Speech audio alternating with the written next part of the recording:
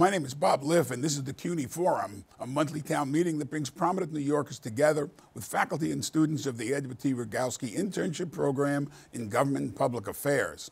Will Rogers, the cowboy philosopher who famously said, "I'm not a member of any organized political party, I'm a Democrat," also said, "Democrats never agree on anything. That's why they're Democrats. If they agreed with each other, they'd be Republicans." Funny how times change. Republicans in Congress infected by a virus called Donald Trump have virtually imploded, ousting their Speaker in the House of Representatives for the first time in history, and then rejecting the next two aspirants in a weeks-long civil war that appears to have at least temporarily ended just before we are taping this show with the election of Louisiana's Mike Johnson, an election denier opposed to abortion and same-sex marriage, as Speaker. The chaos is almost like comic opera at times, but it has real-world consequences in Washington, New York, and around the world. We're here to discuss that Washington dysfunction with four New Yorkers who observe it from varying perspectives. Carolyn Maloney spent 30 years as a Democratic Congresswoman from New York and now heads the ERA coalition. Michael Benjamin is a former assemblyman who now views the chaos from his perch on the editorial board of the New York Post. David Jones is a political science professor at Baruch College, focusing on political parties and Washington gridlock. And Madison Fernandez is a reporter at Politico, who writes the Morning Score, the national daily campaign roundup column, who will tell us what it all means. Carolyn, let me start with you. You were down there for 30 years. You went through government shutdowns. You went through a lot of internal political hassling. Have you ever seen anything like this? Well, it's totally unprecedented. It's complete and total chaos. No one's ever seen anything like it. I was talking to members of the committee I used to chair. They said they haven't even had a hearing in 4 weeks. Everyone is waiting for this to be resolved. And during 9/11, the economic downturn, Sandy, oftentimes Congress became more united and determined. And during this period, we're facing crises in the Ukraine and the Middle East. Our allies need reassurance. Our leadership is in question. You can't even elect a speaker. They went through 3 weeks and 22 days of indecision and numerous candidates, four nominees and 4 votes before they reached it. But finally today they have, and we'll see where we go. All I can say is it's probably been good for Democrats because it shows that Republicans can't govern. Maybe it should happen closer to the election. Anyway. David, you've looked at political gridlock in Washington for a long time academically, and there's been a long history of partisan gridlock, but this is kind of gridlock within one party. How unique is this in what you've looked at? Oh, we can go back even further than 30 years and keep going back, and we wouldn't really see anything like this with one party mid-term voting out their own leader in this way. We've had changes of speakership, obviously, within a term, but not more voluntarily, less driven by one's own conference in this case. And I think it's interesting, as you said, we've got kind of two different things going on. One is the parties are further apart than ever before. So you were never, people who thought the Democrats might cooperate with a few moderate Republicans, that was never going to happen. So the Republican Party had to figure this out themselves, and the party has drifted further to the right, and some people haven't, come along with that. So part of it is an ideological rift. But there are other things that divide not just Republicans, but also Democrats. So in addition to policy differences, we also sometimes see differences in policy, not positions, but priorities.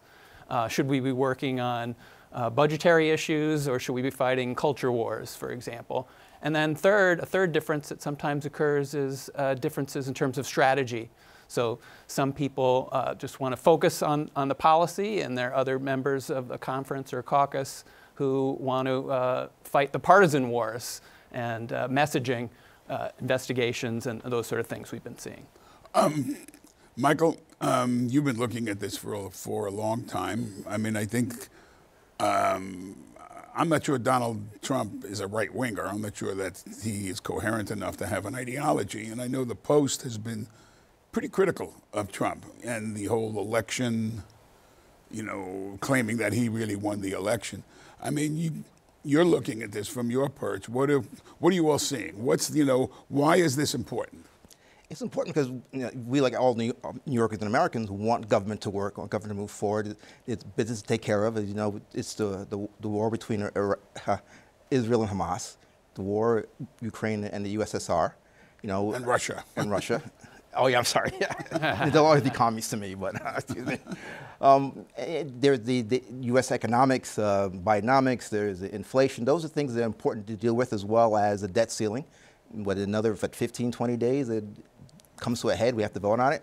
Well, finally, they came to their senses, and they have a speaker. Hopefully, we can get moving on some business and not be distracted by some things like the Biden family corruption, the Biden impeachment, stuff that distracts what Americans want. But I'll tell you one thing: this whole speaker discussion problem reminded me of a meme that I'd seen recently that said Republicans run saying government doesn't work, and now they went out and they proved it.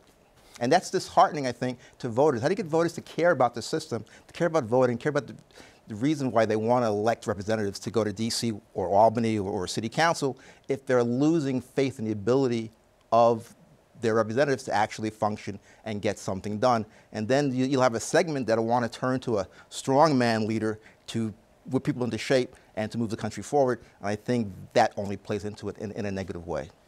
Donald Trump, Madison, weighed very heavily over this process. He sunk the Steve Scalise nomination. He was the second one who was up. He was a pretty conservative man, as far as I can, tell. Pushed through Jim Jordan, and you had kind of a moderate revolt, if you will, whatever moderates are left in the Republican Party. How does this play out going forward? I mean, obviously you have an incredibly thin margin for the Democrats in the Senate. You have an incredibly thin margin for the Republicans in the House. And New York, frankly, is the epicenter of the House fights because we lost, we meaning Democrats lost four seats that we had held. Does this define 2024? It's hard to say if this speaker battle will be the defining factor of 24. As the Congresswoman said, 24 is around the corner, but it is kind of far away. I'm interested in seeing, is this something that voters are actually going to remember or care about, quite frankly, when we, proceed a few months? I know that Democrats are definitely hoping they do. It is certainly indicative of the narrative that Democrats are trying to portray on Republicans, that they're a caucus of dysfunction and they can't govern. So that will definitely continue. I don't know how long this back and forth over the speaker will necessarily continue now that one is chosen. But that being said, they are already seizing on the fact that Johnson, is anti-abortion, denied the results of the 2020 election. These are all points that Democrats really rely on to try and get voters on their side. So that will absolutely continue. Yes, everybody jump in. I mean, one of the, the underpinning of the question I just asked Madison is whether elections are nationalized or are local. And, traditionally, Tip O'Neill, the Speaker of the House and the Democratic Speaker in the House in the 80s, famously said all politics is local. Well, politics is not local these days. I mean, to what degree is this become nationalized? Largely, I think, because of the specter of Donald Trump as the Republican nominee. I think it will be nationalized, and I think they're already running on a national program, and it was really interesting to see the influence that Trump had over the process. He says he's going to stay out of Emmer's run, and then he sends out explosive attacks on him, and he lasted, I think, 4 hours. So that was Tom Emmer, right? Yeah, Tom Emmer. Yeah, so he's really involved in running the party, and most of my Republican friends tell me that he will be their nominee. So it will be... Which I'm not convinced of, by the way. I seem to be in a distinct minority, but I'm still not convinced he's going to be the nominee because I think he might implode. But to what degree... I agree with you. but to what degree are, traditionally the very idea of the House of Representatives is to bring local concerns into Washington, and then you got to figure out a way to come to agreement and move things forward. But I think 2022 was very nationalized. I said, my feeling is 2024 is very nationalized. This polarization that we talked about a moment ago, I think, has clarified the distinctions between the two parties in a way that's greater than in most of our lifetimes. If you go back to the 1970s, you had some liberal Republicans. New York was famous for them, and you had she beat one of them. She beat one of them. Conservative Democrats down south, and so so voters weren't as clear what the party label meant, and it mattered more what their member did for them in Congress. They would come back and have to say, here's what I brought home to the district. Polarization has changed that. And the other thing that's changed it is the disappearance of local news outlets.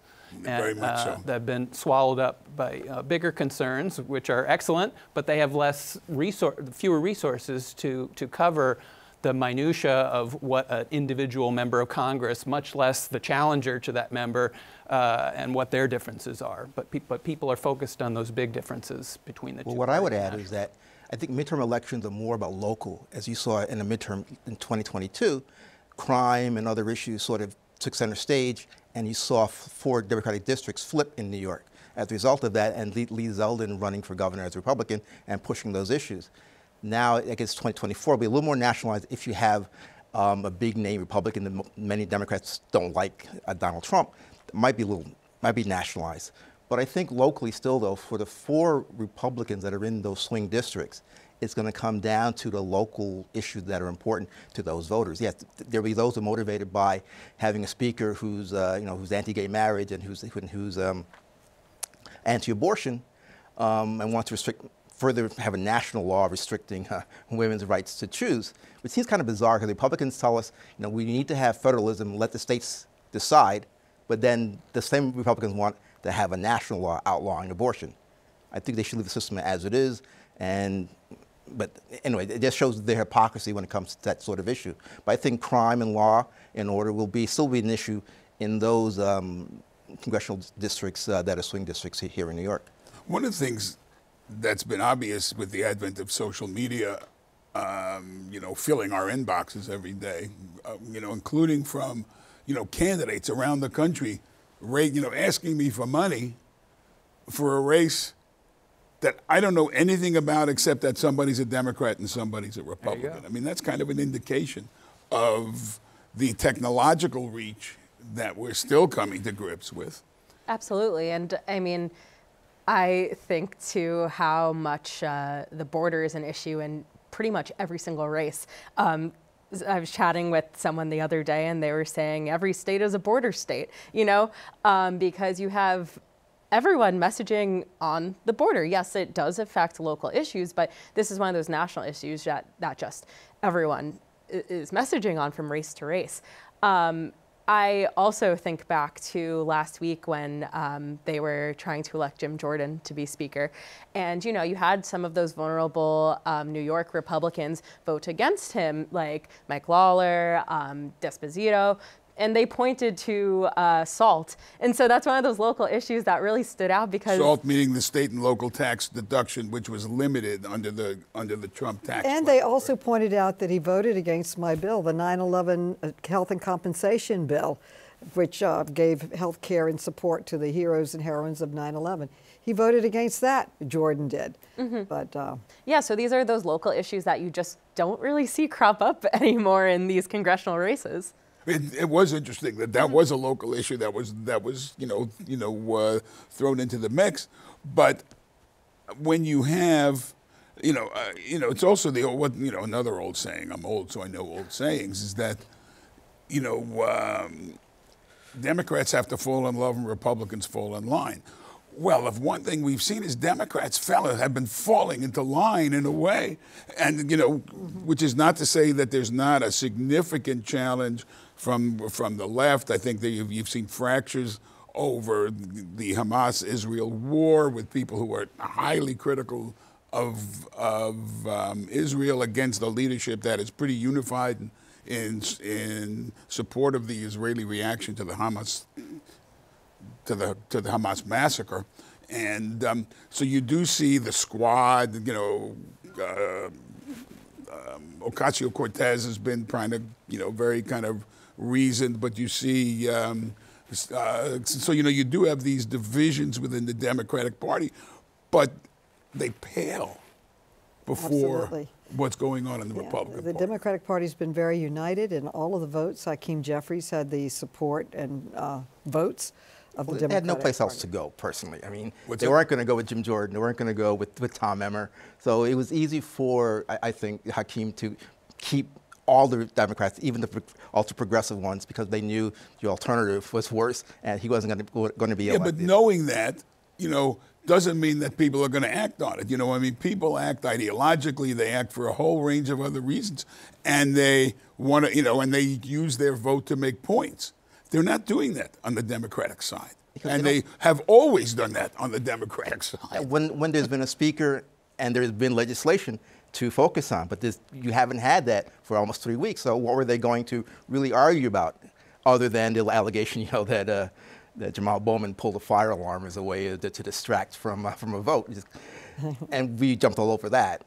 But what really I think we need to see happen, if we want to keep it local in New York, it's really about how do the parties really respond to our issues that are important to us.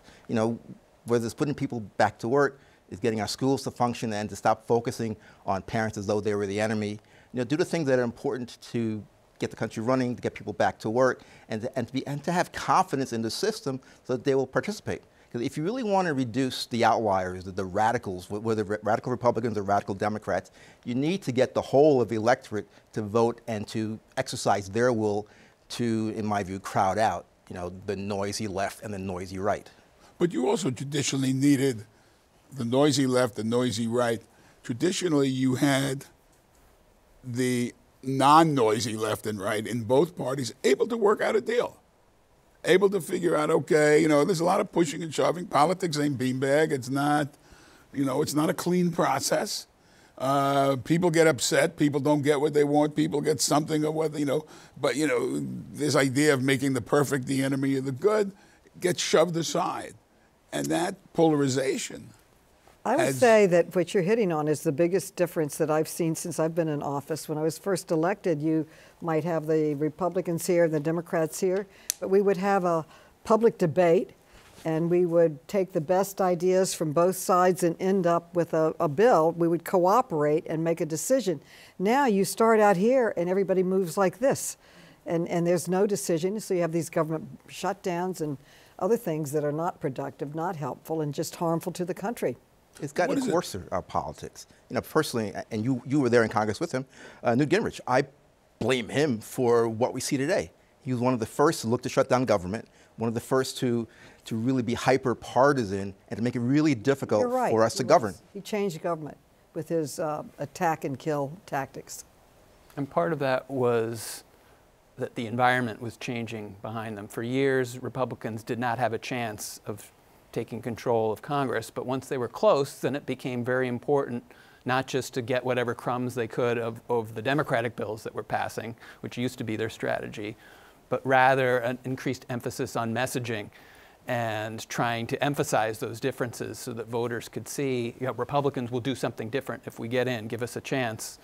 And so instead of working together and compromising and getting what we can get out of this bill, it was a focus on elections as part of this nationalization. Is there any cross-aisle communication of significance? I think it's been overshadowed by everything that's been going on the last few weeks. But what I'm thinking about is, trying to get to the idea of why this is important for those of us in New York, why people who believe in government, not just New York, but around around the country who depend on government, especially with the government shutdown, staring us in the face. I think it's November 17th. So is there? certainly there's no room for, I think the Democrats' refusal, I mean, the Republicans saying the Democrats should have helped them out of this speaker mess, and the Democrats said, no, you seem to be doing quite fine on your own. But is there a chance? I mean, or is this polarization, we've got to break the fever somehow? I mean, I guess we just have to see, but there are certainly some of those Republicans who might be working across the aisle, those Republicans that we think of as moderates. The problem solvers. Yeah, and I'm thinking even of, some of the folks in New York, like they didn't vote to shut the government down, but still Democrats were trying to associate them with the more MAGA wing. They were like, look, Mike Lawler is just like Matt Gaetz, Right. So even if those things are true, that's still, you still have a lot of messaging coming from the left that's trying to paint these potential across the aisle willing people as, far right, especially in these districts that Biden won because, Democrats want to win them back. There are 18 Republicans who are in districts that Biden won in 2020, and that's a huge focus for the Democrats in terms of the in terms of the 2024 congressional elections. You made the point. I think you're right. I don't often say that, and don't ever repeat that I agree with something Michael said. That you saw what happened in 2022 in New York, largely because of the crime issue. Whether it was statistically correct or not is less important than it was politically palatable. And the idea that people on the Democratic side had gone too far in not stopping crime, in tying the hands of judges in particular from being able. That resonated with Zeldin coming a lot closer to Governor Hochul than anybody expected, and certainly even in the election of George Santos, who may not be around very long to try to run for re-election, which is a whole other show. But I mean, that's an issue. There's a real issue as opposed to the kind of, it's got partisan components. Those lines were drawn by a Republican court, a Republican master, and they were drawn to benefit Republican candidates, and they did. I'd only disagree with that slightly, only because, in my view, the special master drew districts that were fair fights districts that were, in my view, nonpartisan. Democrats still won the lion's share of the districts. I think we benefit from competitive congressional districts, competitive races. And the people elected were not bomb-throwing right-wingers. And I think they reflected the interests of those particular constituencies.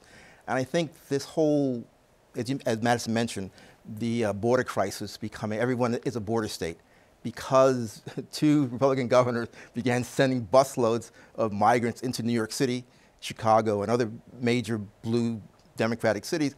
It became a national issue.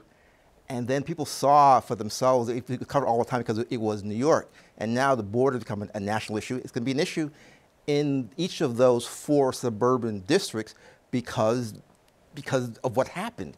So migrants becomes an issue, the border becomes an issue, you have abortion as an issue. It's going to be an interesting fight to see who wins and what issue wins out and resonates the most with voters. And whether or not, in my view, if women are motivated by the Supreme Court ruling Dobbs on abortion, I think there's a very good shot of Democrats prevailing all across New York State.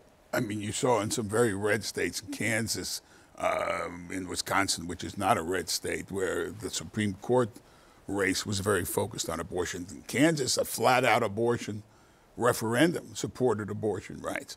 I think you're right. The difference between those states and our state is New Yorkers don't have to, if it becomes a federal issue, New Yorkers don't have to worry about the status of abortion here. So therefore, what's the next issue up? And that's why issues like crime and immigration trumped the issue of abortion here and not in these purple red states. Celinda Lake, who is polling for President Biden and others, she did one for Ms. Magazine nationally, and it showed that abortion and the Equal Rights Amendment together polled better than anything in the country except for economy, inflation. So it is a. But you also really, pointed out that the new speaker, the newly elected speaker, as of right before the show, assuming that he doesn't implode between now and when it airs, supports a national abortion ban. He not only supports that, he voted against an assault weapon ban. He voted against the capping insulin at $35, I mean, which is only humane. It helps save lives. His voting record is extremely, extremely extreme. He even voted against the right to have access to contraceptives. So his voting record is really against child care support.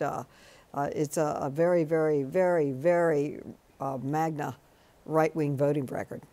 And whereas traditionally, a Republican running with a speaker with that kind of a record could say, okay, but I'm going to represent us, I'm going to do business. But to the degree it's nationalized, again, coming back to this, you can't escape it. You're going to have to answer for the positions, the extreme positions, just as Democrats did for what was perceived as extreme positions on the, for want of a better term, the parole reform issues.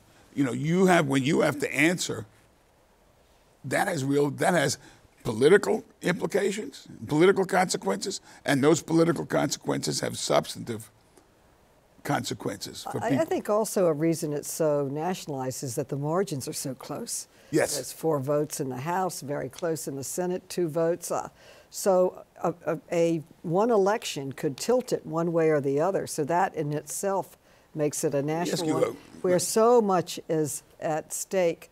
I would say women feel very much at stake. The rights that we took for granted for 50 years and thought we had all of a sudden are erased. And Iowa today is considering some bill to cut off access to contraception. And I mean, it's just unreal that these issues have come to. That's why I'm working so hard on the Equal Rights Amendment. I spent most of my time in Congress just fighting to hold on to the rights we already had. They kept coming, trying to take them away from us, and they used to chip away, but now they've bulldozed the right to women to make reproductive health care choices about their own bodies. You spent your last couple of terms in Congress with Nancy Pelosi as the Speaker, who had comparably tiny margins as the Republicans have now. And again, the idea that Democrats, I love the headlines that say Democrats in array as opposed to Democrats in disarray. I mean, clearly when you've got a Bernie Sanders wing and a squad ring, and you've got, you've got a lot of broad ideological diversity within the Democratic Party, generally center-left. How was she able to hold it together, whereas the Republicans cannot? Well, we are a very diverse caucus, but we spend all of our time in meetings talking to each other. And once you realize that you can't win if you don't work together. You can't win unless you have the votes. And so we would put packages together that would address the values, really, of the Democratic Party. And I think President Biden and the Democrats have done a fantastic job. We passed the infrastructure bill. By the way, the new speaker voted against the bipartisan infrastructure bill, even the Build Back Better bill, the environmental protections and moving towards green energy bills.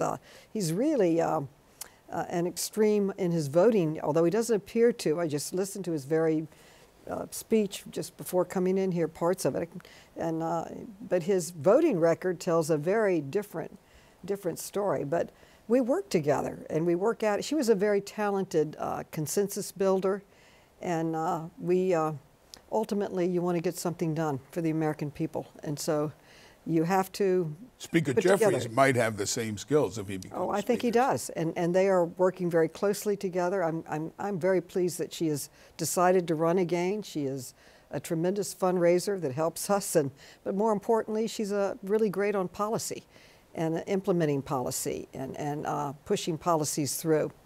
And President Biden's record, I think he'll go down in history as one of our great presidents. If you look at the whole disaster relief, the whole response to COVID-19, the infrastructure, the Build Back Better, the response to Ukraine, I think his speech on the Middle East, certainly I read it every day, it gives me hope.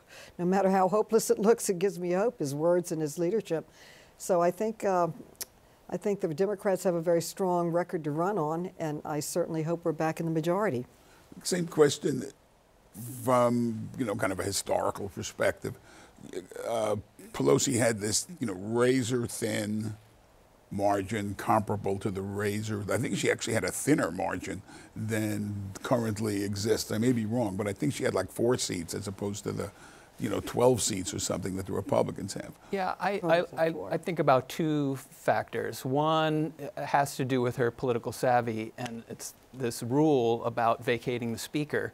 And she could see that the same trends that were going to be a problem coming up for the Republicans could have been a problem for her. Otherwise, she wouldn't have changed the rule. She changed the rule to say a single person can't bring a motion to vacate. You needed 5, I think. Right? Was it 5? It's historically, I think, always was 1, but she changed it to a majority of either caucus. Oh, okay. So only, it was the leader of either caucus could bring the motion. Effectively a majority of either the caucus or conference. So I think, that was part of it. And the other part is there's an asymmetry between the Democrats and the Republicans, and that is that the Democrats are the party of trying to get things done. And so that helps forge compromise, because maybe you want to get something done that's different than me, but we're going to have to cooperate and maybe each get a little bit of what we want. Whereas in the Republican Party, there are some members now who would be happy if nothing gets done, and that gives them more leverage, because the more that they're willing to blow things up, it gives them credibility that we'll hold out forever until you give us what we want. And that's Democrats don't want to wait forever. They want to get legislating. So there's an asymmetry based on the ideologies of the 2 parties. This is kind of a fastball down the middle. To what degree is Donald Trump, in all of his complicating existence, driving candidates, popping up all over the country, preparing to run either to challenge impure Republicans or Democrats seeing an opportunity? I mean, how is his, looming bulk driving political decisions? It drives everything. Look at the power of a Trump endorsement. Look at candidates who don't even have his endorsement, but say they're the MAGA candidate. And it's just one of those things that everyone knows what that means. Trump's presence is really palpable up and down the ballot. Even if for some reason he doesn't end up as the Republican nominee, he'll still have this power over all these candidates. And at the same time, he is definitely a vulnerability for these more vulnerable Republicans. The Biden districts, the exactly districts that Biden won.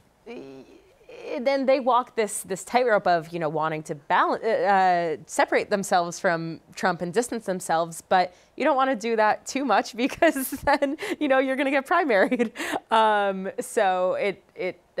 Trump has a very big grip on the party. Just to go back to Democratic dysfunction, since I'm a Democrat, I've lived with it. I've noticed in the wake of the war, of the Israeli the Israeli plans for the invasion of Hamas, you see some Palestinian Democratic activists in Michigan and places like that saying that they're going to withhold votes from Biden because of that. Not that they're going to vote. So there's an example of the kind of the kind of issue that can bite the Democrats in the butt. And and the counter argument, of course, is you're going to be, to the degree in a state like Michigan, which is very close, if you're going to keep votes away, you're inevitably going to be helping elect Donald Trump, who will be worse. So, how does that? This is all classic, classic how politics works. Well, that's why you've seen the president couching his terms as to, supporting Israel in wanting to get rid of Hamas, but also trying to encourage him to do it in a way that doesn't bring about too many, civilian Palestinian casualties, and not using language that, in the view of many Palestinians, dehumanizes them and dehumanizes the ones who weren't responsible for the Hamas attack. But then you still have Democrats on the other side who are using language that's also dehumanizing of Jews. Yes. And that's not helpful, and that allows others to jump all over the issue. We are living in a time where nobody wants to be a moderating voice, or they're afraid that if they do, they'll lose votes, or that they won't be popular, or they won't be able to run for office. I mean, sometimes, in my view, you have to bite the bullet and do what you do to do the right thing. Congressman Richie Torres is an example of someone who may not have a dog in the fight, but he knows what's right. You cannot go and attack people, murder them, mutilate them, rape them, burn them, and then expect him and others to say, well, it's part of a resistance. He's going to push back against that, and he deserves credit for doing that. And many more Democrats need to do that. And he has a challenger that's just emerged based around that issue. Yeah, we know a GSA challenger. She was coming because they don't like him. They don't like his particular views because he doesn't hold the quote-unquote minority view when it comes to progressive issues. I mean, I was accused of that too when I was in office. So I admire Richie for doing that. It is important because we're running for office to represent the interests of everyone and not to have any particular leanings or viewpoints that alienates everyone else, because you're there to represent everybody when you're in office. In my view, as always, you represent the minorities in your district, minority viewpoints when that time comes, and then when the time is there, you also represent the majority viewpoints. But sometimes when there are issues of conscience, you do what your conscience says. And I respect and admire him and other Democrats who've been doing that. Do we think that this, again, looking ahead at what's coming up in 2024, even though we have an election locally coming up in the beginning of November for a number of city council seats, some of which actually MAGA factors into it, because in some of those local races which have, kind of conservative, very conservative Republicans against more mainstream Democrats. Do we expect in New York? Do we expect New York to be a big battleground? Do we expect this to play out? I think Mike Lawler in particular in the Hudson Valley, who took I guess he took the Sean Maloney seat, which was has been sounding as democratic as he can without getting blown up by the party. I mean, is it unless I'm listening wrong? I mean, his presence during the early speaker fiasco was like, I'm the voice of reason in a town that doesn't have very many people as the voice of reason. He literally sent out a note or a statement when he voted against Jordan, that he was voting against Jordan because Jordan did not support the 9/11 health and compensation bill that was so important to New York, and because of city and state not allowing deduction. So he's running very much on local issues. And he's trying to. And for now. For now. We'll see. No, but I mean, the question is, if nobody else, will the news media let him? Especially because of the hollowing out of the news media on a local level. Not so much in New York, we have our own problems with, with a withering away of the daily paper. I'm a print guy at heart, but we still have the News and the Post. We still have the Times to the degree it pays attention to New York City. We have, some online. We have that pay a lot of attention to the to local politics. The City.NYC, Politico, Gothamist. We're very lucky, compared to what's going on around the country, in that you can get, you can get your voices out. But the national media, can't focus on local issues. Mm-hmm. I think New York will be a very big battleground state, because we flipped 5 seats to the Republican Party, and if we had not flipped them, then Democrats would have the majority of the House now, which would be huge for the American people. It would be a 1-seat majority, I think, actually. But still, we would have the majority, which means you control the agenda, which is huge. And Which means that the most important person will be the house doctor, but that's a separate point. You also have to think about the money that's coming in nationally. Like, the reality is New York is going to be looked at and invested in a way that it just hasn't been before, because it was flying under the radar, because everyone thought that it was a safe, blue haven. And then we saw what happened in the midterms. And now, you already have these national PACs pouring money in and targeting these vulnerable Republicans. And it's just only going to get more and more money as we get closer to 24. Hochul has pledged $20 million, and the DCCC has pledged $20 million to New York races. That shows the priority of New York. Let me take a question. Tell us your name and your campus and speak up, please. Hi, I'm Teran Griffiths. I'm a senior at John Jay University. I study law and society. I'm a first-born generation from immigrant parents. From where? From Jamaica. I have a question for all you guys. Anybody can answer.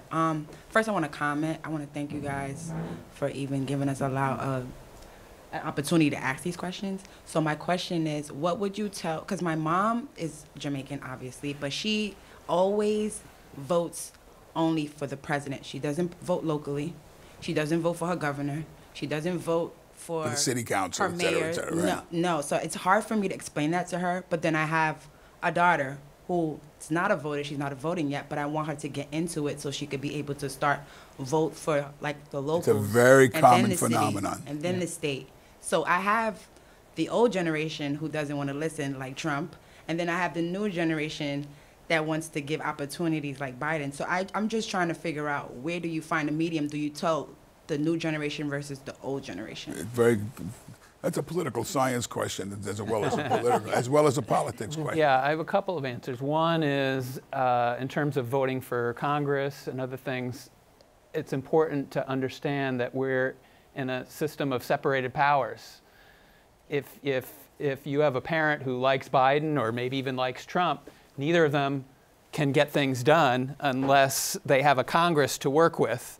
And so you want to help that president out by adding to that president's party's margin in Congress, making it more likely that the president can get the things that he or she campaigned on done. And then the other, just to bring it back to New York, with the gridlock in Washington, a lot of policies are devolving down to more local levels. And so, many of the policies that affect our daily lives are not really being handled in Washington, D.C., and in a way never were. So it's very important who's on the city council and who the mayor is. Those are the policies that affect our day-to-day lives here in New York. It's also the case that, because I think this is a very interesting question, is that my sense / my hope is that the younger generation is awakening. I'm a baby boomer. We were lunatic voters. And then you had the kind of intermediate generations where voting went down and down and down and was not that kind of political involvement. And now with Gen Z, Gen X, Gen Q, I don't know, whatever, we're millennials, whatever we are doing now, whether it's because they see rights that they took for granted being taken away, that their mothers never had to worry about, and they do, that you're seeing increased excitement among younger voters. That's what happened in Wisconsin. I mean, it was those younger voters. There was a Supreme Court race which was very focused on abortion and very focused on right-wing election denial and stuff. It was young people who pushed that woman to victory. And so I'm getting a sense, I don't know if you see it or you see it. I mean, I think that there's a generational awakening that I think is very encouraging. That's important. But when I was her daughter's age, local became important to me because we weren't living in the best of conditions. And my mom wrote to Mayor Wagner, and she got back in the mail an application for public housing. We basically moved into public housing, much better conditions for us at that time. Brooklyn, Linden houses. I'll say that, yeah, local counts, because Mom wrote the mayor. He wrote her back, gave her an application. She filled it out, submitted it, and we were living in public housing in much better conditions than when we were before. So for me, yeah, local government does work, does count. Yeah. But what about the generational awakening? I mean, are you seeing that? I mean, again, since, certainly they're louder and more involved, whether that, I think that's translating into the voting booth. It is. The question is, these young people have a lot of thoughts and feelings, and the question is, do they want to vote? Are they motivated by, you know, there's alienation, inevitably, you know. Exactly. I mean, we're all alienated when we're young. Mm-hmm. But also, you know, it's a question of, if we're thinking about the presidential ticket, you know, do they relate to Biden? Like, are they excited to go vote for this octogenarian, you know? What I'll say to your question about the local races is, I think that local races are indicative of things that will become national trends. You know, you really see everything, you know, all these abortion fights, they were happening in state legislatures first, and now we're seeing it on national level. So, you know, those are the places you look to see what are we going to be, what are the issues we're going to be focusing on in, you know, the next 2-3 years. I would say it's having a huge impact on young women because they see that they have fewer rights than their mothers had. Their mothers had more rights than they did, and that the access to abortion has been rolled back for roughly 30 million young people, and it could expand more if they want to go state by state and try to take away access to abortion. And so I find young women particularly involved. They've started a new Young Women's Rights Committee or club at Hunter College, and we have Generation Ratify, which never existed before. Young people dedicated and working for the Equal Rights Amendment. So I see a new energy with younger people. I would add that the Democratic Socialists discovered local government and ran candidates for city council, and they continue to do that. Asian Americans who've gotten frustrated with local government and feeling that their issues haven't been carried through, are now invested in electing local officials because they want their agenda. Many on the forward. Republican side. Yes, but they're they're now getting invested. They're not voting. That was the question. Yeah, people now see how local, whether you're a Democratic Socialist or you're a Chinese American or Korean American or a Arab American, you see where local is important and you want to be involved in that process. And that has profound long-term. I grew up in the 1960s in the middle of, the Vietnam War protests, and we were, there was kind of a rejection of the system. And you see, to some degree, the DSA is tapping into, the Democratic Socialists of America is tapping into it, but it's falling victim to the same thing that happened to the Students for a Democratic Society, the SDS, pardon my giving a history lesson, where kind of real ideologue, kind of Stalinists have been taking over, and you have to be more loyal to the DSA than you have to be to your constituents' needs. And that's, that could force, just the way you have to be more loyal to MAGA than you have to be to your constituents' needs on the Republican side, that, I've got to believe that the country has a future, that there's going to be a reaction to that there's going to be, kind of a come to your senses moment. So, but I don't know if we're seeing that yet.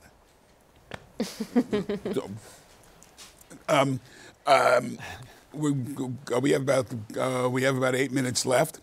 When we look, what would we hope? Where is the grounds for this new Republican speaker? Who, where are the grounds for the Republicans and Democrats to work together? The most immediate being keeping the government open. Trying to keep the government open. Keeping the government open. Trying to keep the government open. Yeah, I have the speaker's letter right here. And this is a letter from the new speaker that you got today. That he sent out looking for support with his caucus. And it's all about the appropriations, keeping the government running. In fact, he said he would do a continuing resolution, which was exactly what brought down McCarthy. But he ran on doing a continuing resolution is kind of where you just say, let's just keep going. Keep the government open. And we'll fight this down. Keep the government open. So he was very keep the government open and pass all 12 appropriations bills and no recess until they all pass. So that's it. So let me take one more question. Tell us your name and your campus, please. My name is Wendy Amtugma, and I am a student at Hunter College, and I'm immigrant. So my question is about what can we do to get the Black American, especially immigrant that are citizens, to get involved in the election processes? Well, you know, it's very interesting, especially when you look at city council races, which are districted demographically. You want to create a minority, you know, of course, the word minority in New York City is absurd since we're all minorities. But you want to have various ethnic and racial groups have the opportunity to elect candidates of their choice, I think is the technical legal term. But citizenship trails demography. You have a lot more, you know, for many years you looked at Washington Heights, which had a huge majority of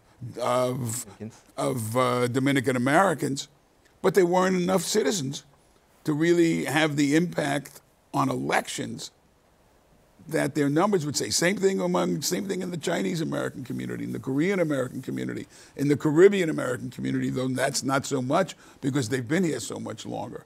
But I mean, demography is ahead of citizenship rates. That is correct. I mean, in the West Bronx, for city council, we've had a number of West the African population running for city council. They haven't succeeded yet, but eventually that will happen. Whether it's a matter of citizenship or voters voting for the best candidate, who just happens to be a West African Muslim, is what happens. You saw during the city council redistricting, they redistricted for one or two Asian majority districts, were able to elect Asians. Same thing in the state senate and the state assembly. So you're seeing more of that occurring. You know, without drawing a particular district in Staten Island, they elected a Liberian American over there. He wasn't running as a African, he was running as a New Yorker, a Staten Island resident who had something to offer to his voters. And so I urge everyone, if you're, of course, a citizen, naturalized citizen, and you have an interest in serving, then you ought to serve.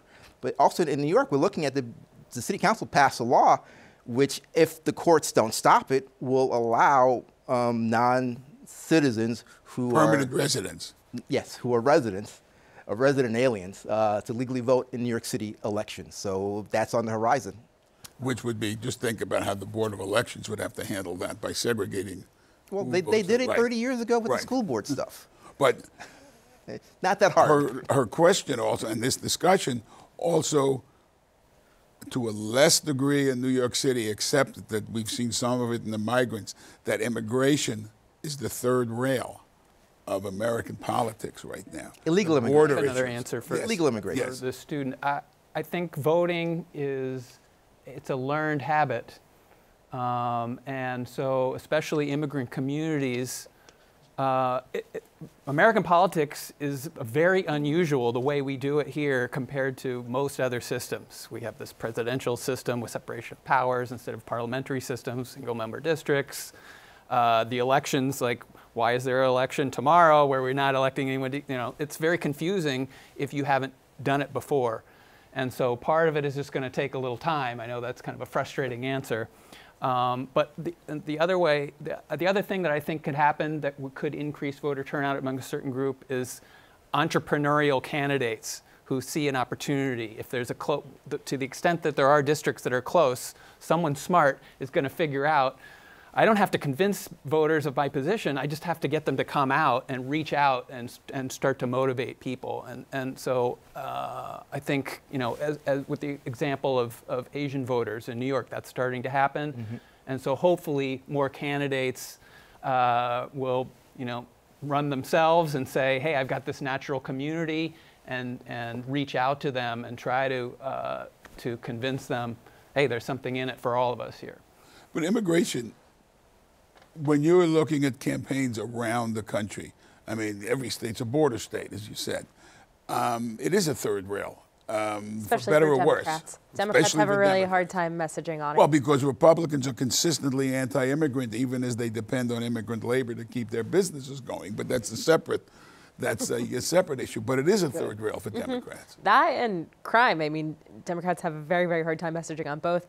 I would say they're getting a little better at messaging on kitchen table and economy, but I guess we'll see how the Bidenomics thing plays out. When you look at who's planning to run, I mean, one of the things Morning Score is so good about is it's for people who are hopeless junkies like I am, who actually look at it and care who's running in Iowa's 3rd district.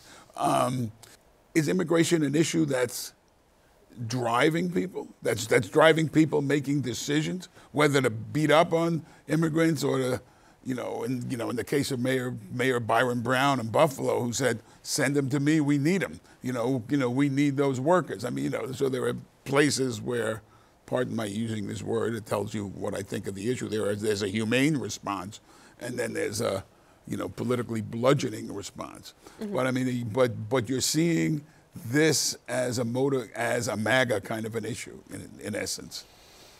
Yes, but it's also something that's just unavoidable lately. Like, eventually all the candidates will have to address it in some way. I think like abortion, Republicans have to address it even if they don't want to, and it's sort of flip side for Democrats. They have to address their plans for immigration and the border even if they don't want to. But the issue is, illegal immigration is the issue for people. We can't conflate immigration and illegal immigration.